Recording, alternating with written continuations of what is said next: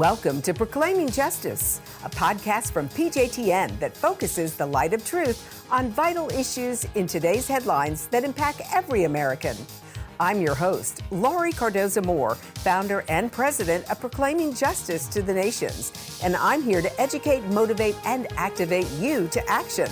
I want to arm you with the truth and the facts you'll need to fight and preserve our constitutional republic and uphold the Judeo-Christian values our nation was founded upon.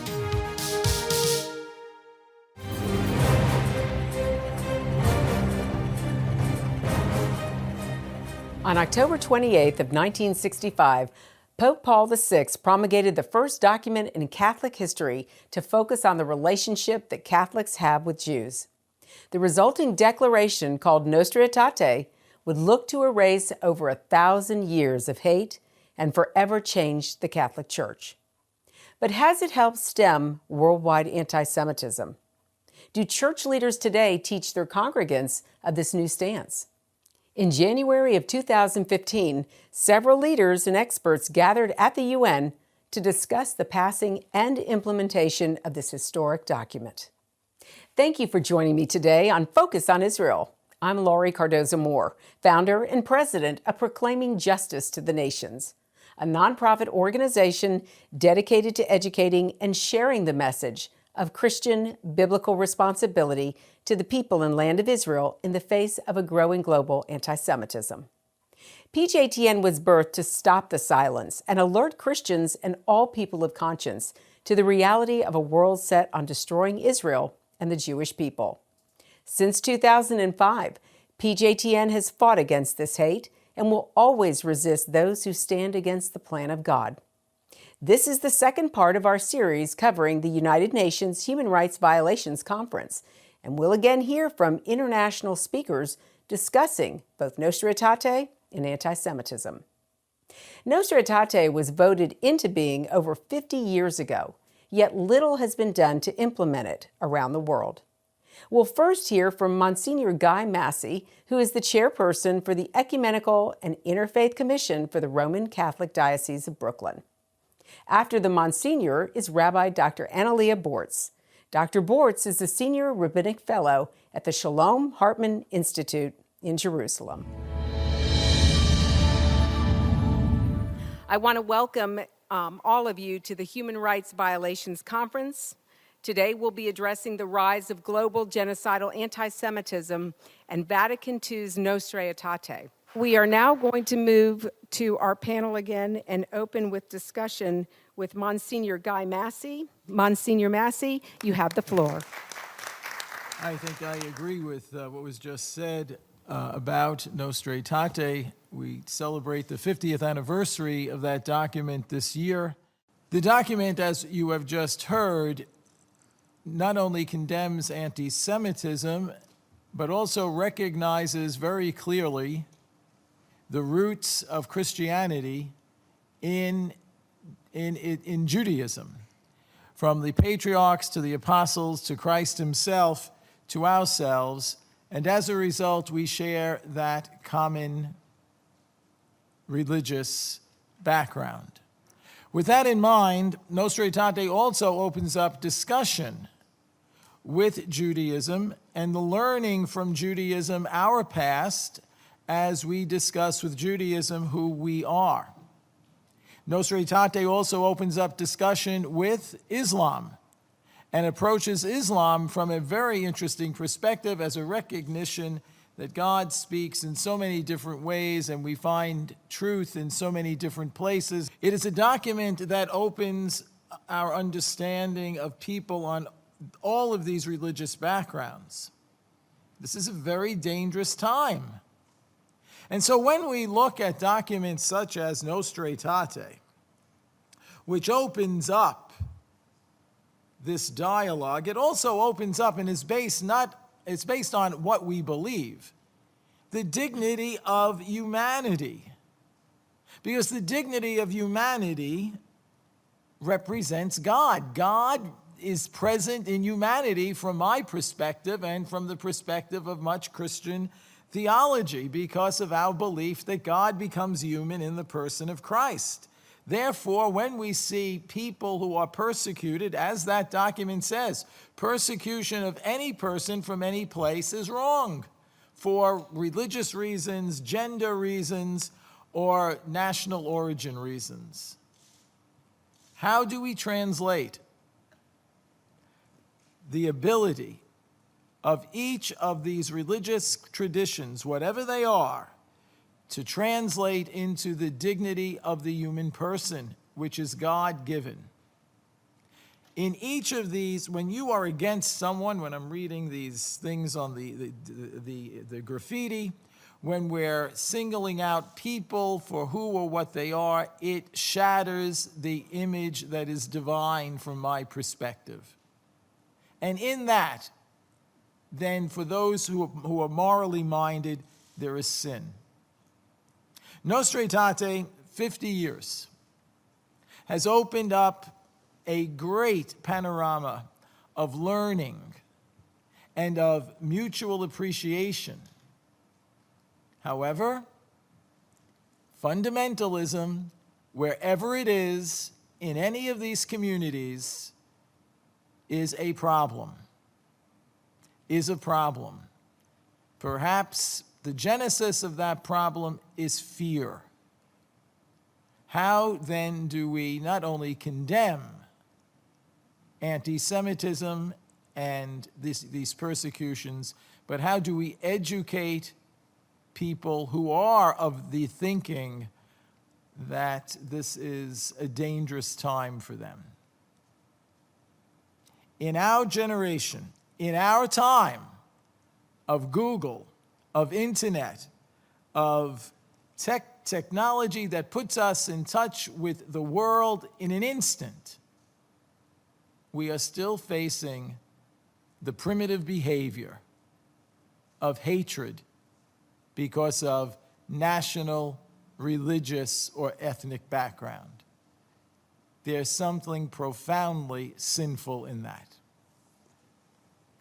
Our next panelist, I would like to introduce you to Rabbi Dr. Analia Bortz. Please welcome Rabbi Bortz.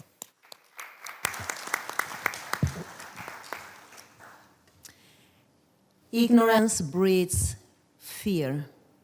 Fear breeds prejudice. Prejudice breeds hatred. And hatred breeds violence. The history of anti-Semitism is rooted in this premise. We Jews have been carrying the weight of this foundation for over 2,000 years. Was the anti-Semitic view of the fathers of the church rooted in racism?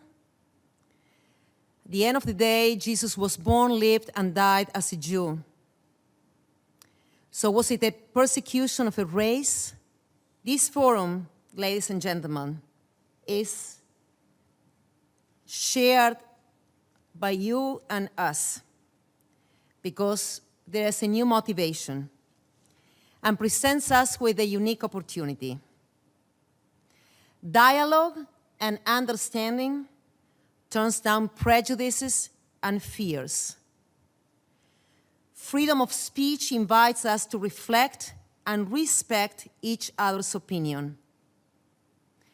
I personally don't like to craft the word tolerance. No human being wants to be tolerated. I insist on the premise of mutual respect. We live in the 21st century. We are recipients of a masterpiece called Nostra Aetate, a declaration of the relations of the Church with non-Christian religions in the Second Vatican War, which on October 28, 1965, introduced a new concept of reconciliation between Jews and Christians. We call it in Hebrew an opportunity to teshuvah, the opportunity of redemption. And the time has come. For the last 50 years, the time of mutual reconciliation, of relational ties and spiritual growth has come. Pope Francis represents a breath of fresh air in the Judeo-Christian relationship. We Jews are masters of looking at things from a different lens, from a positive angle, when prospects look gloomy. You can call it idealistic distortion or a prophetic fantasy, but the truth of the matter is that we Jews do not give up easily. We fight for what is right. We claim for justice and truth, even when we have been persecuted through history and mistreated. In each one of us resides the responsibility to teach how much we can construct instead of destruct. At the end of the day, we are all humans in the eyes of God, and we should reflect our humanity in the eyes of the other. So no more justifications, no more apologies should be expected from us, the Jewish people. We have our right to exist. We are not better than anybody else. There's no superior race. Eugenics is not part of our vocabulary. Superior race don't exist. We all have the responsibility to better this world. Just as we wish to know God's mercy, so we should show mercy to each other and to ourselves. Today we carry a responsibility. Each one of us, this honorable forum, and you as honorable guests, the responsibility of being ambassadors of mutual understanding, of mutual respect, of bettering this world. We have to defeat ignorance, fear, prejudice, so we can prevent violence. We have to start at our kitchen table, at our own families, indoor homes, in schools, on the streets, through social media, and our wings should spread globally. As you probably remember, a prominent Protestant pastor, Martin Niemöller, said it perhaps not like anybody else. In this world in which we are all depending on each other, we need each other. So he said, first they came for the communists, and I did not speak out because I was not a communist. Then they came from the socialists, and I did not speak up because I was not a socialist. Then they came from the trade unionists, and I did not speak up because I was not one of them. Then they came for the Jews, and I did not speak out because I was not a Jew. Then they came for me, and there was no one left to speak up for me. We have many answers in our hands. You, as representatives of the United Nations, you have a responsibility to teach the world that anti-Semitism is a never again statement. And never again truly means never again. Thank you.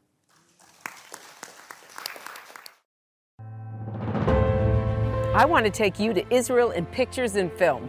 I want you to see how God's sovereign hand can be seen before our eyes right here in this land. That's why PJTN is offering a special anniversary package that includes a captivating new book and award-winning DVD. Israel Rising is a unique visual story of Israel's miraculous journey from unforgiving desert to thriving nation. Thousands of years ago, the prophet Ezekiel foretold a future time in which the arid land of Israel would come alive for its people.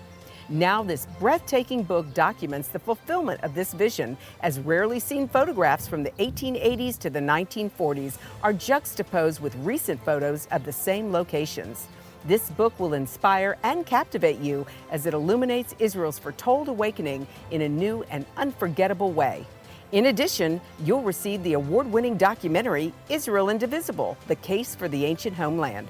This inspiring film examines the many political twists and turns that make Israel the world's most controversial nation. From Abraham and the Promise to the issues facing the Jewish state today, the film examines the historical, archaeological, legal, and biblical foundations for the modern state of Israel. This is a limited time offer for these two remarkable resources for just a one-time gift of $70 today.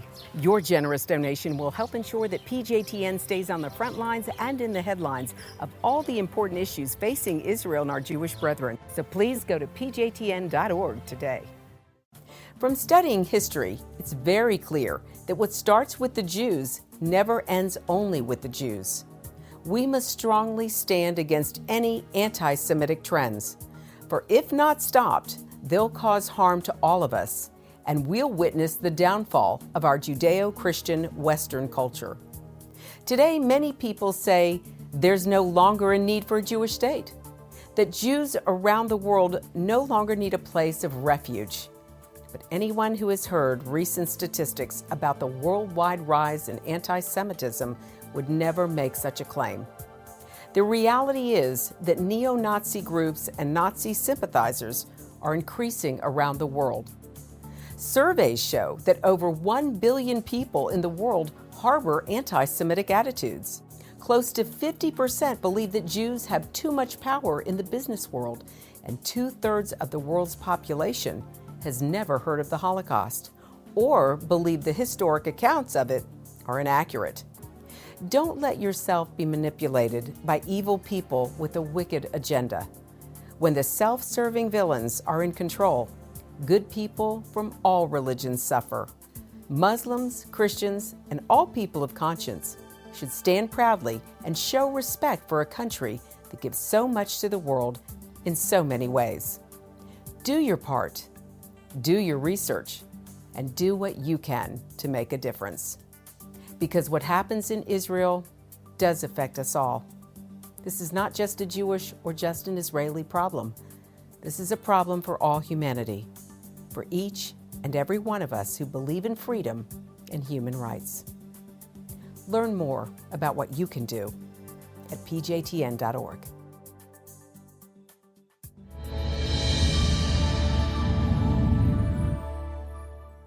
Our final segment covering this UN conference features Dr. Alex Grobman. Dr. Grobman is a historian with a master's and PhD in contemporary Jewish history from the Hebrew University in Jerusalem.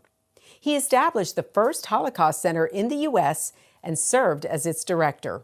He is currently working on a book about the media bias against Israel. Since the 3rd century BCE, when the Hellenists first advanced the case against the Jewish people, an underlying animosity toward Jews has stayed basically constant, no matter what the grievance. Pagans dislike Jews for being aloof, for refusing to worship their gods, for their practice of marital exclusivity, dietary restrictions, and missionizing. Christians accuse them of killing Jesus. Enlightenment theorists condemn them for Christianity. Populists who supported the right of the people to fight against the privileged elite blame them for modernity. And Islamists depicted and continue to depict them as being in the vanguard of Western ideas and values. During the medieval period, Jews were blamed for causing the Black Death by poisoning Europe's wells. They were accused of engaging in black magic, witchcraft, profanation of the name of the host, of scheming to destroy Christendom, and of committing ritual murder in order to obtain the blood of non-Jews for the use in religious rituals. This latter accusation became so common that it earned a name of its own, the blood libel. In the 19th century, the blood libels reached, quote, academic proportions and occasionally led to outbreaks of violence throughout Europe. They continued to endure primarily in the backward areas of Eastern Europe and the Russian Empire, and the Russian government exploited this myth to incite pogroms, but the accusations eventually lost their potency, especially in secular urban areas. In rural regions, the legend persisted through the encouragement of the Catholic Church, whose local priests continued to attest to their veracity throughout the 19th century and well into the 20th century. A secret manuscript was fabricated between 1898 and 1903 by Russian anti-Semites working in Paris for the Tsarist secret police, who were instructed to identify the Jews as the source of an insidious plot to oust the Russian monarchy. The manuscript they produced became known as the Protocols of the Elders of Zion. Hitler used the protocols to explain his theory of how Marxism had created a weapon by which international Jewish financiers could manipulate the world. Henry Ford used the International Jewish Series in the Dearborn Independent to reach millions of Americans, especially from those in rural areas who knew little of Jews except through rumor or religious studies, and were exposed to the protocol's myths about a worldwide Jewish conspiracy. The idea of Jewish 9/11 conspiracies and other theories about Jewish attempts to control the world have generated an entire cottage industry of books, pamphlets, videotapes, websites, and, quote, expert speakers on this subject. The protocols have been exposed by historians, journalists, politicians, police, and religious leaders.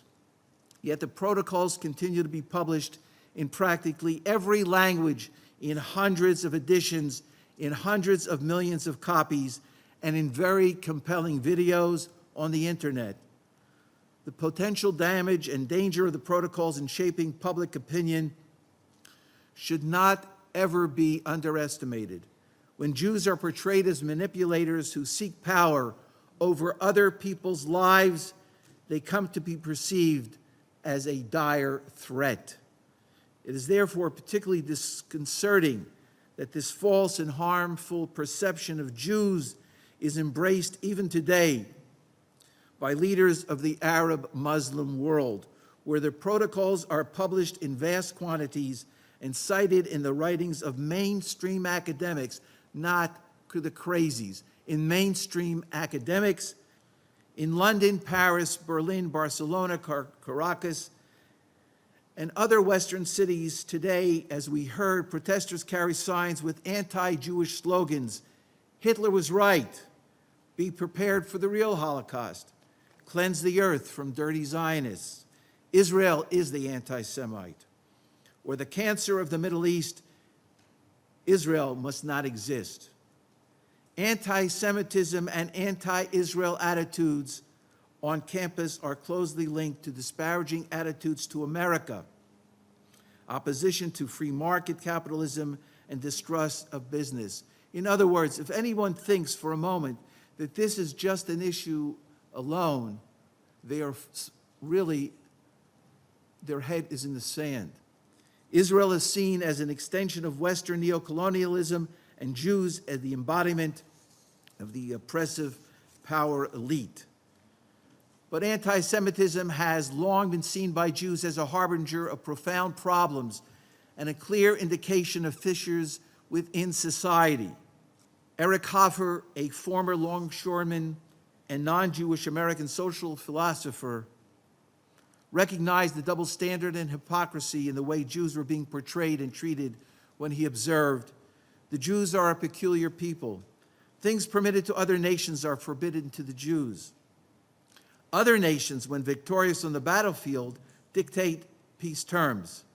But when Israel is victorious, it must pursue peace." Hoffer understood the importance of the Jews as the harbinger of what happens when evil reigns unchallenged. Jews are in the forefront in the war to preserve our liberal democracy, our freedoms, and our way of life. I have a premonition, he concluded, that will not leave me. As it goes with Israel, so it will go with all of us. Should Israel perish, the Holocaust will be upon us. Thank you.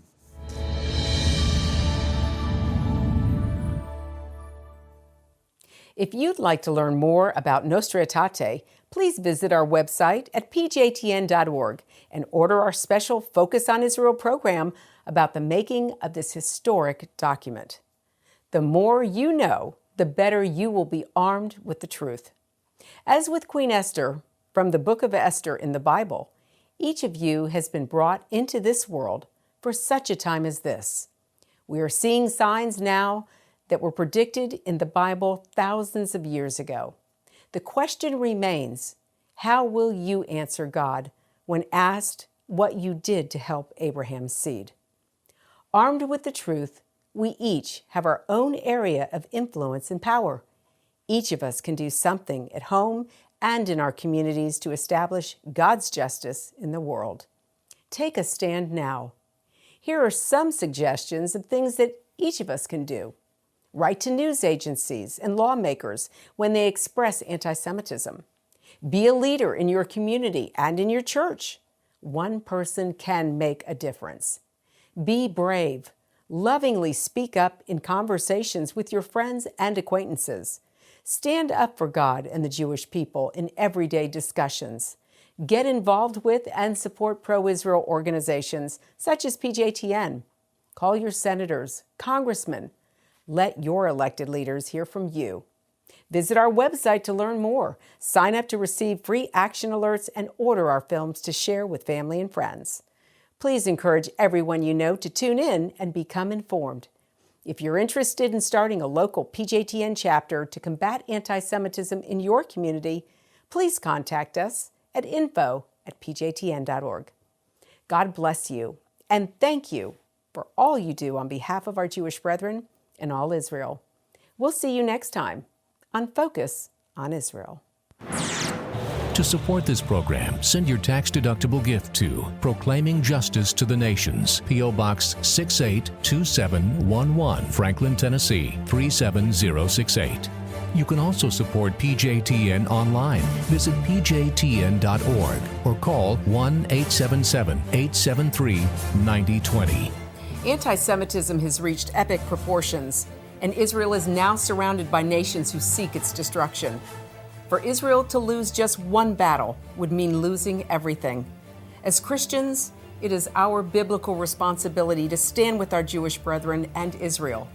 PJTN needs your help to reach more Christians with this urgent message. Please visit our website to become a member today and order our award-winning documentaries. You must decide that you won't be silent. Sign up now at pjtn.org. God bless you, and thank you for your support and prayers.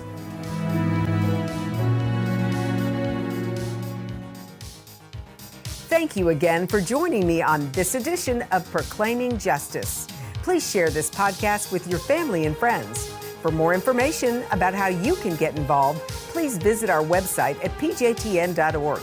As a PJTN Watchman, you can help us keep up the fight to preserve our freedom for our children and their children for such a time as this.